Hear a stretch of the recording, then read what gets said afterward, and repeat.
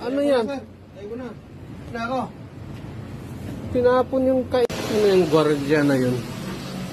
Yung hanap kanina pa nga. Dito ka pala. Kumakain ka pala. Hindi ka naman nagpaalam sa akin. Kumakain ka. Hukom na ako, sir. Grabe naman kayo. Asit na ako ng dalawa.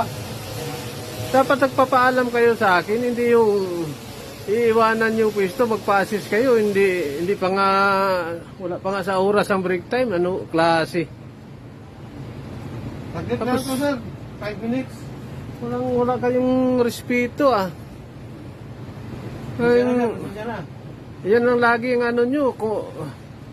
Banat kayo ng kain tapos parang ang hirap sa inyo eh. Wala kayong respeto ah. Hindi pa break time, nag-break na kayo. Ganyan yung mga ugali yung mga pasaway dito ah. Balak nyo ata, pagtatanggalin ko kayo dito, pagkaganyan kayo. Pasensya na, sir. Pasensya na, sir. Yun lagi. Laging pasensya. Klase kayo.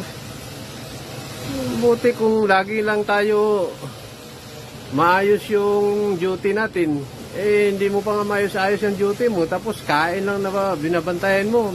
Break time lang binabantayan nyo lagi. Klase kayong mga gwardiya kayo. Ang hirap sa inyo eh. Kain ang binabantayan itong gwardyang. Dapat tinatanggalan ka na ng lisensya eh. Yung puro kayo mga pasaway. Pag-usap tayo mamaya ha sa office. Di po. Ayusin yung trabaho nyo. Kakasuhan kita. Ano yan? Tayo ko na. Na ako.